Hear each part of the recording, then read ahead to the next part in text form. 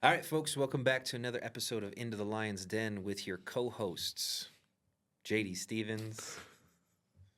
Nothing clever this week? I got nothing. You got nothing this The week? bearded Butte and Christian Griffith brought to you proudly by Pride Roofing and Construction and Level Creative Studios. It's getting awfully gray. I don't know if you've noticed that with the beard. There's starting to be You more do and have more. a touch of gray. I was like, man, you look so established and like matured. It's all a mirage. Don't believe any of that. Like, dang, JD, you should be a yogi or, something. But anyways, so today we are going to be talking about, well, we've coined the phrase, the Great Reset of 2025. So there's an undertaking that we're taking. Nailed it. Nailed it.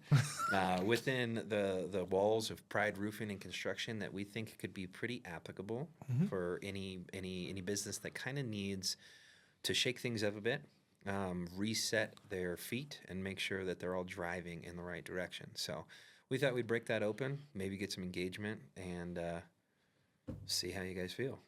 Absolutely. I get one. Your second, actually. I heard another. No, it was the absolutely. Absolutely. Yeah, we're working on that. Put a ticker in the corner. Put a ticker in the corner of the video. Please don't every do time that, he says 'cause I would absolutely, hate and it then on the left so side put another much. ticker for the. It'd be so many. It'd be embarrassing. Holy shit.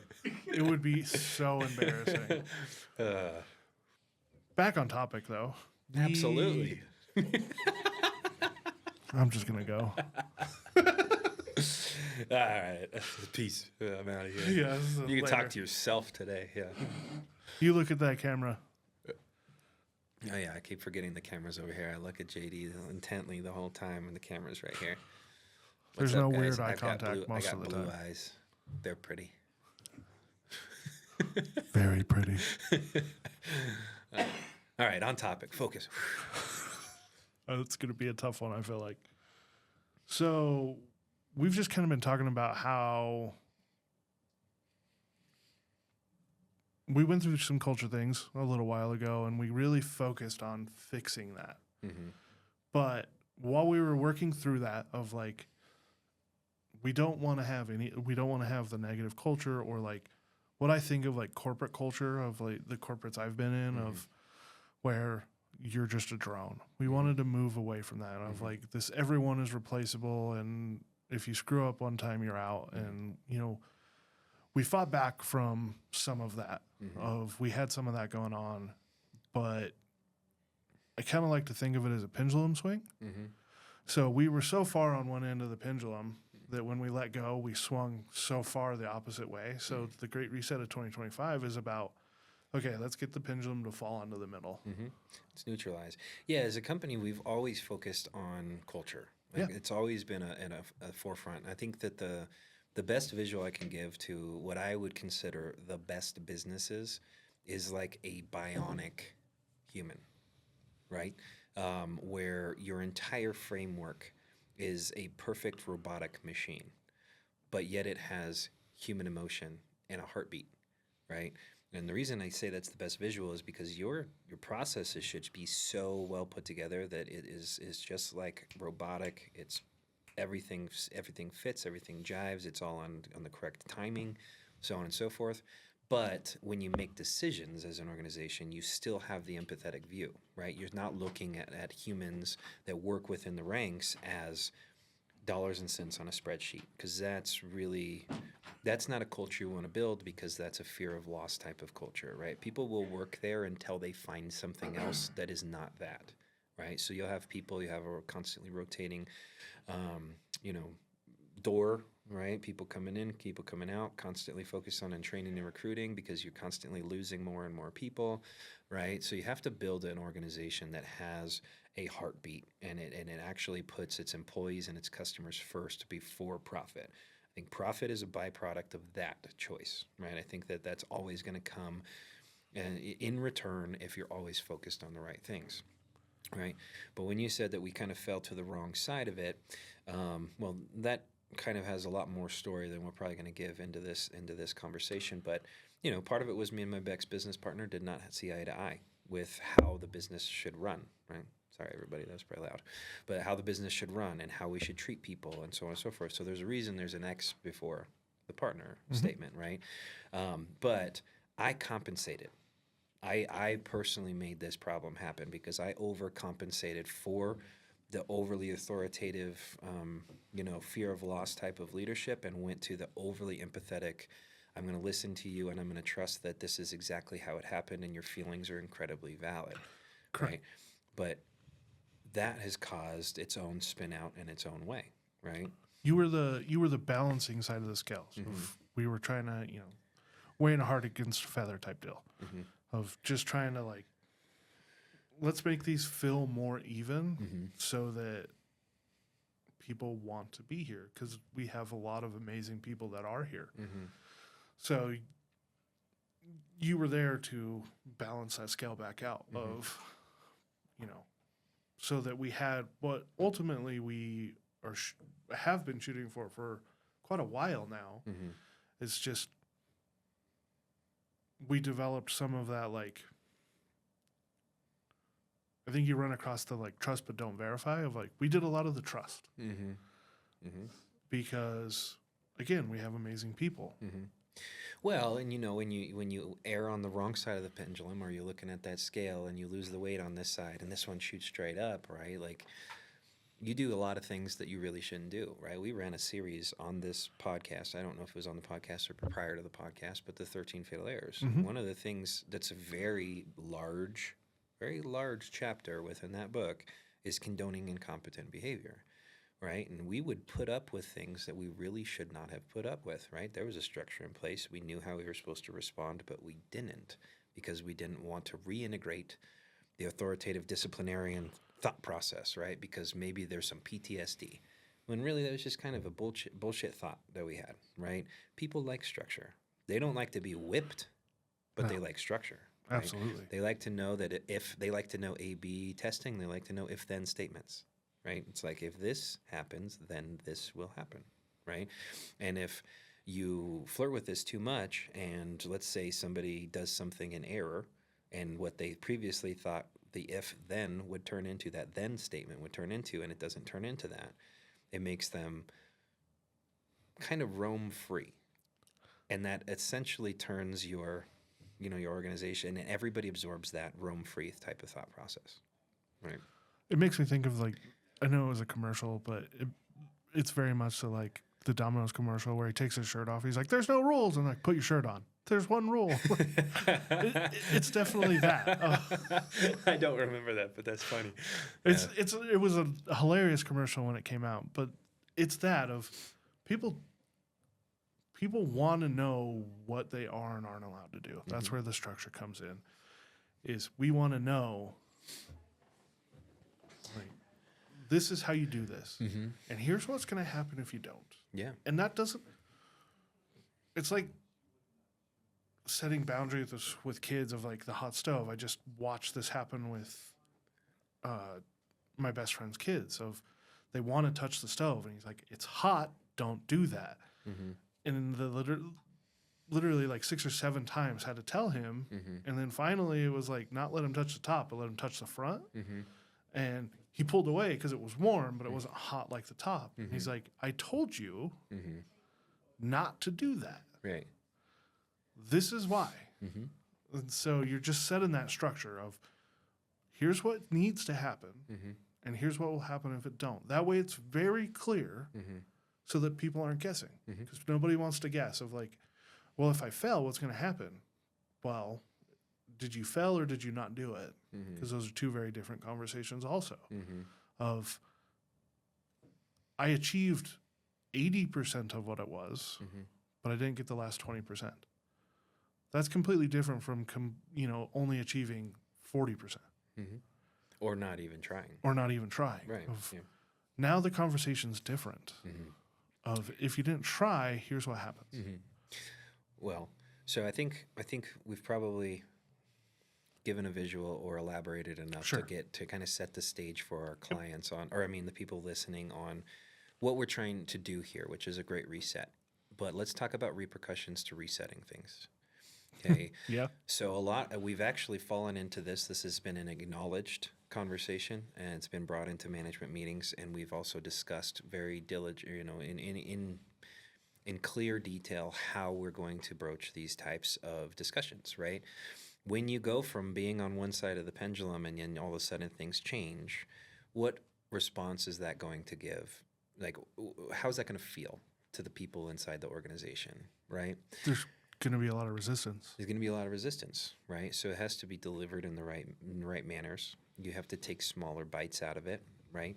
You can't change everything overnight, but you can change things sequentially every day to make things better and better and better and better and achieve your goal, right? So I think it's important to say, be a realistic. If this is a place where you fall in whatever your form of business or whatever it is, maybe you're coaching a team.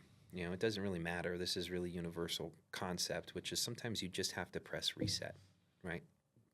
Bad go of it, let's start over. It makes more sense to cut and start over than it does to continue and try to force something that wasn't working into its place, right?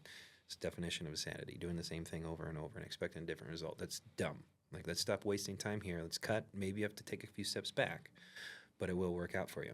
So one of the things that's been a concern of the whole organization is what happens when you place this metaphorical squeeze on the organization, because that's kind of what it is, right? It's like, okay, we're going to shake up this beehive, but we're going to squeeze this.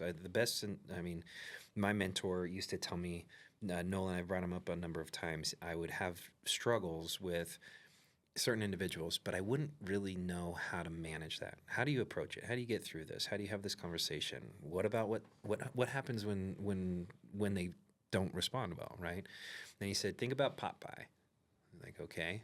And he says, every time that Popeye squeezes the can, right, when he does it, it always shoots out the bottom. But the can is built the same on the top as it is on the bottom. Theoretically, the spinach could drop out the bottom. When you perform the squeeze, essentially what you're doing is creating a filtration system for your organization, right? The people who are squeezed and rise to the occasion and fall in line with this thought process and want to march to the beat of that drum, they are going to put out for you. They're going to, actually adopt the methodologies. They're going to do the same things with either their subordinates or the people that are integrated into the organization. And then there will be the ones that shit out the bottom, like the spinach can, right? Unfortunately, when these things happen, you have to be prepared for that. And so one of the things that has been brought up is our depth chart. It's like, well, we only have 3 people in this division. What happens if you squeeze and you lose 2 of them? Well, I guess we need to start recruiting, right? Because if you squeeze and you bring people back to the baseline, which is they already understood this was how the work was supposed to be done. We just weren't managing it well, right? And then all of a sudden you force compliance to what was already supposed to be done. And they're like, I liked it the other way when it was the Wild Wild West. Well, maybe they just were never the right person and you never actually took the time and the due diligence to figure that out, right? Correct. You could have. There's a lot of different things that we as an organization, you could have failed them, or they just never really wanted it.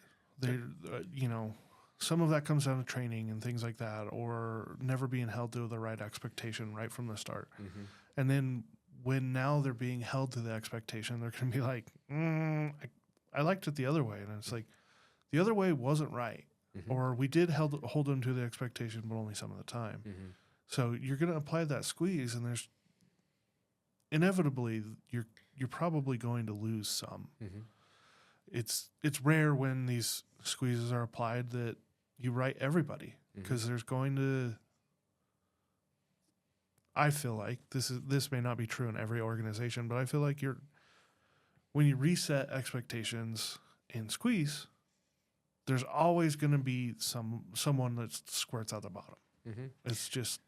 So you got to be prepared for that, right? You got to be prepared for that. But you also have to go in with the understanding, as you squeeze, that you've given the correct guidance, you delivered it with the right method, you took the bites and the chunks out in the right sequence and the right timing, so it wasn't complete changeover overnight, right? And then you have to be confident prior to doing this that you have given all of the guidance and training that's necessary to be able to complete the job the way you had required it from the get-go. If you can rest assured with that.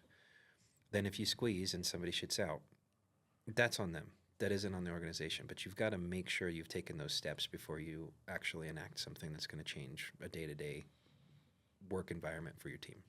Yeah, and you do that through KPI reviews of like, these are the goals that we set last year, and here's where we fell as a team. And having the honest, hard conversations, I think that that's where you see a lot of this mindset type of thing happen, is the not being held to KPIs of this is what I expected. Whether that, however that works out, it doesn't matter as far as that goes. But that's how you get them back on board of like, this is what we expect and here's how we're going to do it. And then while you're doing those things, as we're moving forward through this, making sure to celebrate wins. Because that's the other thing that sometimes when you get in the, you get head down, you get focused, all of a sudden you quit celebrating the wins, the recognizing your team members for the things that they do, their anniversaries, and with your their time that they've spent dedicated to your company, those kind of things. And I can speak very openly about of like, I'm terrible about that because it's not a thing that's ever mattered to me, and it is something that has mattered to others, and it's always a shock to my system because you're like, I did not realize that it mattered that much. Because sometimes, and that's where managers need to know your team. I think that's the other part of this. Knowing the individual members of your team. What makes your members tick? Well, the tailor fit management conversation from probably a year and a half ago, probably, refer back, go through our gallery, right? But anyways, yeah, if you don't know, I mean, you need to be prepared for a reset.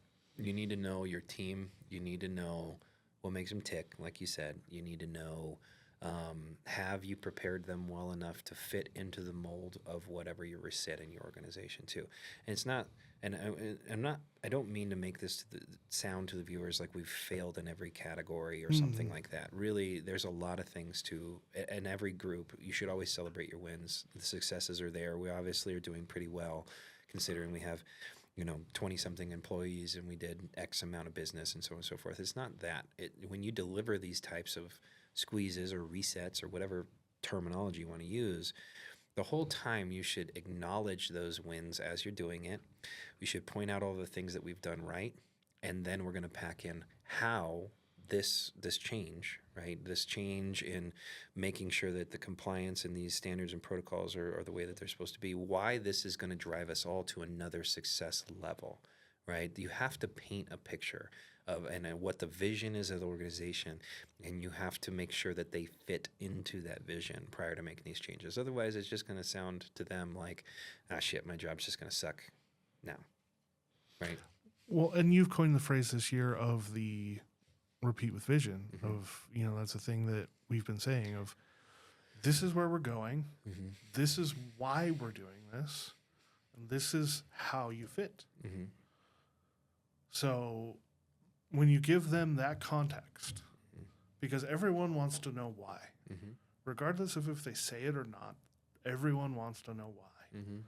So explain why what somebody's doing is important when you're like onboarding of, this is why you're important, why you'll be important to us. This is why your job description is important. You're not just another drone. You're not another whatever it is. This is what we're moving towards, and this is why it's important, and this is why we're doing this. Yep. Well, like I said, it always has to, like, people by nature are selfish, regardless of, how good of a human that they are. There's a selfish intent. And you'd be I don't know the best way to say this without using curse words, but you'd be a dumbass as a business owner or as an executive in a business to think that everybody's there because they just like you so much that they're there. They don't. They don't. I mean, they might like you. They might respect you. You might have earned that status, but that's not why they're there. They're there because you've created an opportunity that they fit into, and you have to also create more opportunities for them to elevate themselves. Even if they're not going to, rise the ranks in a management tree, and they're going to stick to the same thing that their niche or their, whatever they do the best. Even if they're going to be there, they have to know that they're going to grow in a direct correlated value to the growth of the organization, right? People want to know, okay, so if I buy into this and I go headstrong into this and I'm marching to the beat of that drum, what's that mean for me in a year? What's that mean for me in 2 years? What's that mean for me in 5 years? I can tell you for certain that if you create that bionic organization and you get in the byproduct of the profit, everything's going to grow. There will be better opportunities for you. You'll be able to incorporate new technologies into your business to make their jobs easier. You'll be able to hire more people to take certain responsibilities off their back, make their jobs easier. They will be able to have money to increase their pay to, to beat inflation and better, right? They always need to know that they're going to grow. So you have to pack that into what you're saying. And if you have an organization that, is hitting on two cylinders, but it's it's a V8 engine, you're not going to be able to provide that the way that you're doing it. And they have to know that if we're going to reset this and we're going to retune our engine, we want all eight cylinders working, then they know that they're getting to their destination faster. Getting to your destination faster is the key part of that. Mm-hmm. Of everyone I've ever met wants to make more money. Mm-hmm. You'd be lying if you said that you didn't. There's Correct. not a damn person on the planet that would say, no, I get paid enough if you said, here's a $5,000 raise. There's not a damn person. You show me, you get on this podcast, and I will quiz you for everything that I possibly can, and I will prove to you that you're wrong. There's not a person that says, I don't want to make any more money. I'm good. Right? Life gets more expensive. Yeah.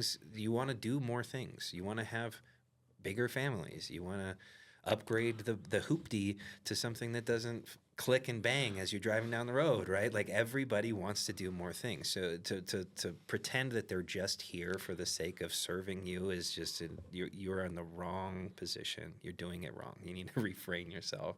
Yeah. So it's just, this is how you grow with us, and we grow quicker if we do these things, mm-hmm. which is powerful. Mm-hmm. That's what I mean by vision, right? As an organization, we have a lot of whys, right?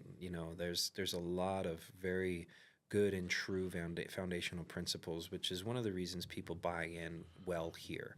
And I would encourage everybody, like we talked about in lots of episodes, to make sure there's a real why factor behind the service that you're providing. But at the end of the day, if people don't fit into the framework and you haven't done the work that it takes to make sure they know they are an important piece and they are going to grow simultaneously, you're not going to get buy-in, and a reset is going to be a bad thing for you. And the other thing that these resets are for is maybe you don't have any of that stuff going on, mm-hmm. but you have built-in inefficiencies mm-hmm. or things that you've wanted to change as you went. Of take the people out of it. We're just talking about process now. Mm-hmm. Of this is how we do this, but we found a better way while we were going through this, mm-hmm. and so now we want to make sure that we train the team where the change is implementing. Mm-hmm. Of hey, this is a thing of like we're switching this out. Mm-hmm. We're going to do it this way now. Mm-hmm. We're going to bring exactly what you talked about, of making them better by making their jobs easier by bringing in new technology, mm-hmm.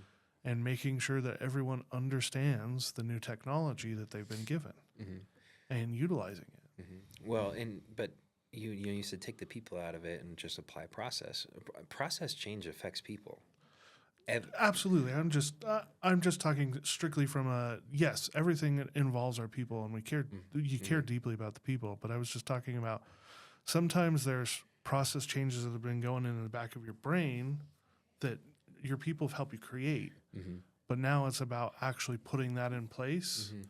the physical piece of it, yeah. and then teaching the people part of it. All I was getting at was when you adopt a new technology or when you implement new strategies, although they may be efficient, there is going to be a growth curve.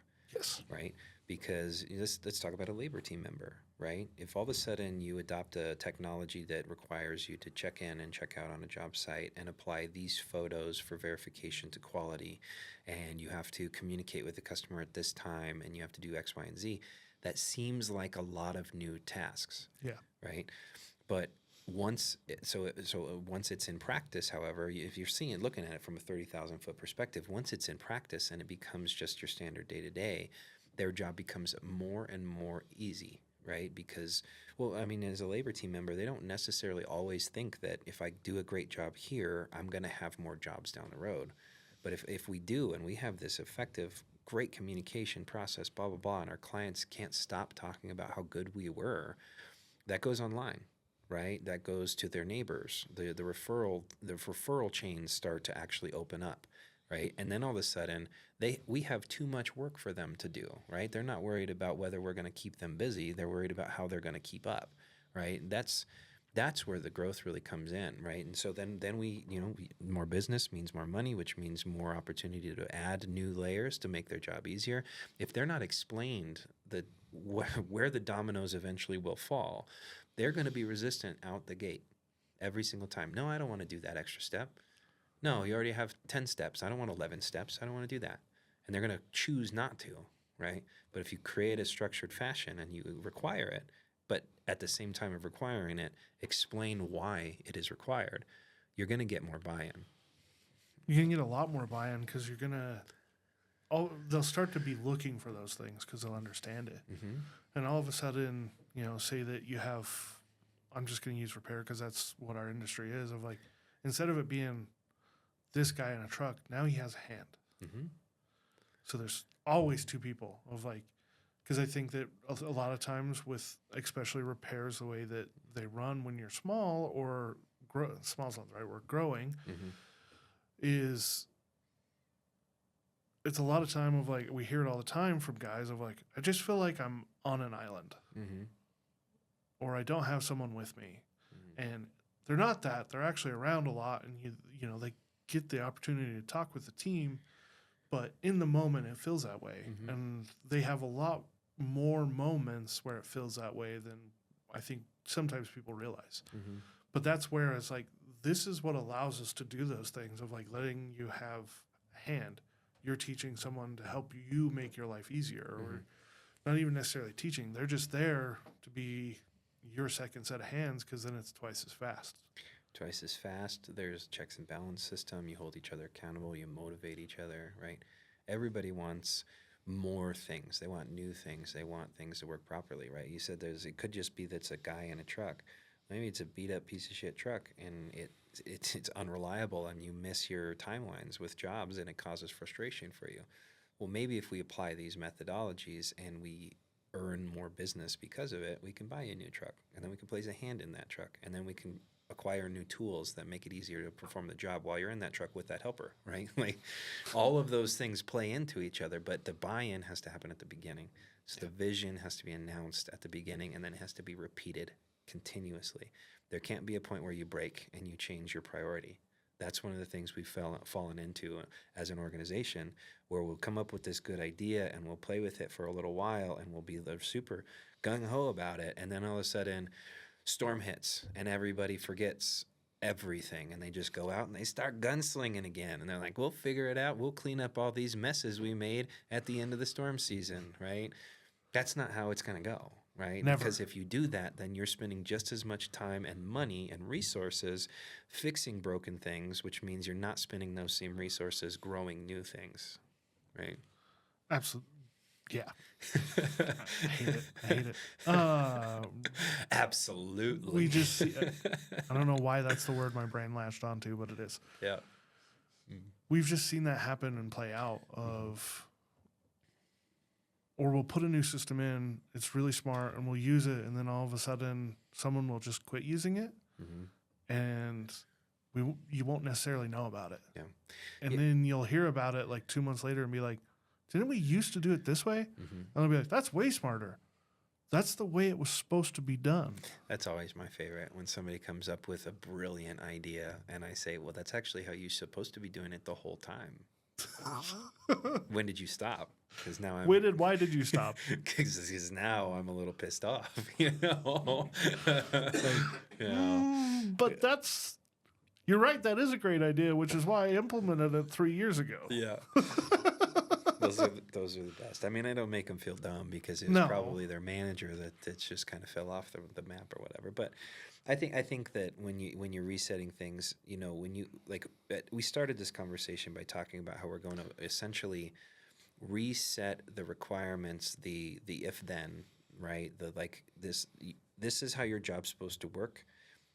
If you don't do it this way, this will happen. All we're really doing is giving a simple um, repercussion system so that people know that there are guidelines to work off of. Everything after that is building into new and more evolved systems, but you got to get the basic stuff right, which is acknowledging a problem when it exists, not letting it linger, not letting it be bred into other people, right? Acknowledge those things.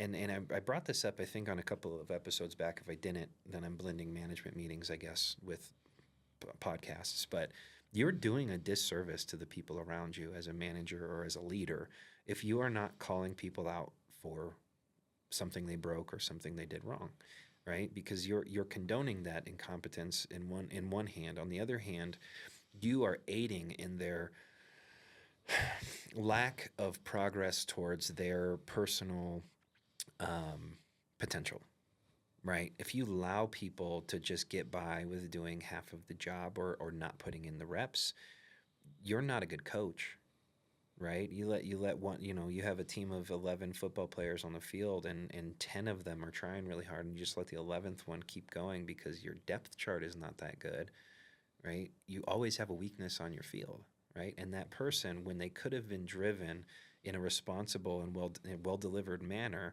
to a better position, just becomes worse and worse and worse. That's not going to help you, right? It won't help you. And I think that sometimes we see of personality things, and managers will write people off for personality reasons or things like that. And it's just like, that person was a huge asset to your team. You realize that, right? Mm-hmm.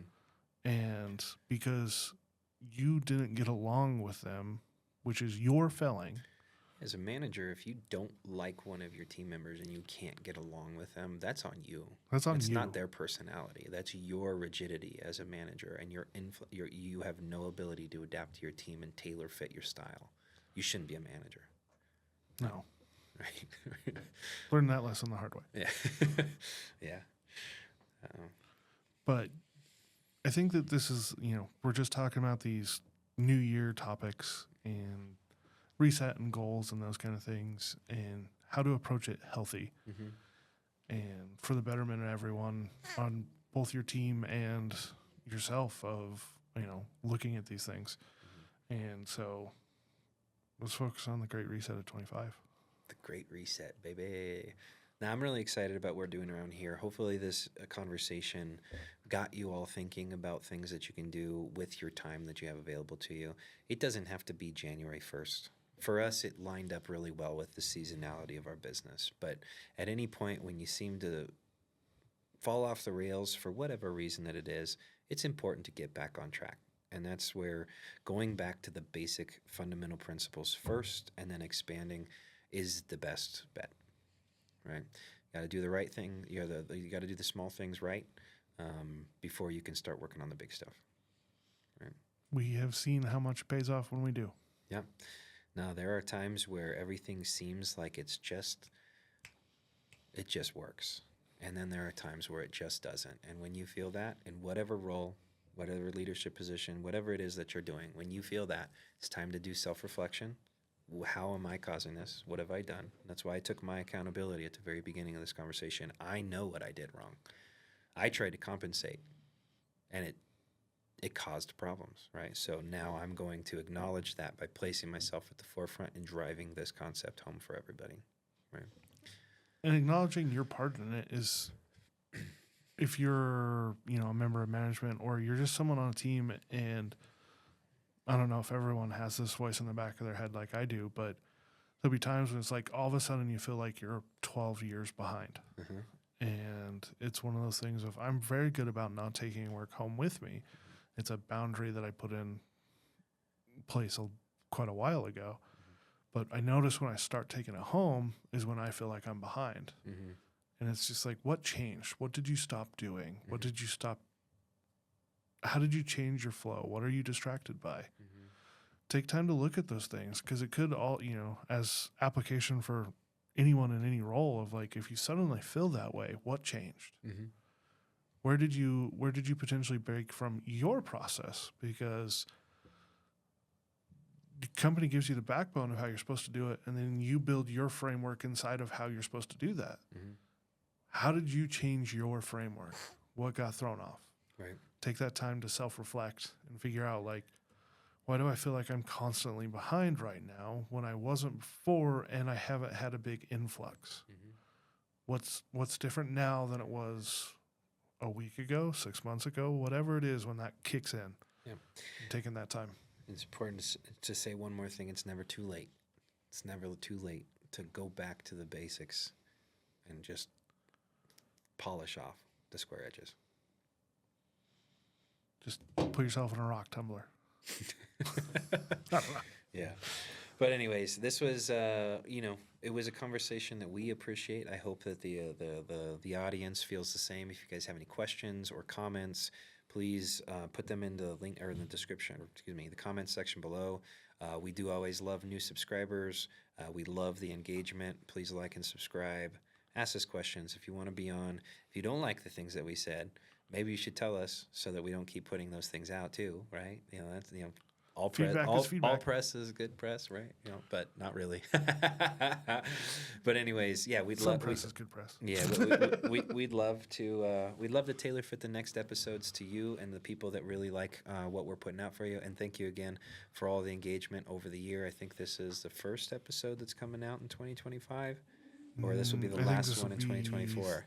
No, this will be like third episode of 2025. Oh wow, we're way. I'm in the past, but we're in the future. Sorry, everybody, but yeah. So that's what we're doing around here. If you'd like to be involved, reach out. We appreciate you. Anything else? I don't have anything else. Just Look at having this bearded beaut over here. I think everybody should just acknowledge how good his gray strands look in that beard over there. I look ridiculous. All right, thanks JD. Thanks Lachlan. Thanks everybody that's watching. We'll catch you on the flip side. Later. Thank you all for tuning in to this episode of Into the Lion's Den. We appreciate your time, and we hope that you've gathered enough ammunition to go out, fight the good fight, and become a better person every single day. Please like and subscribe, engage in our content, ask us some questions. We'd love to tailor fit the next episode to you.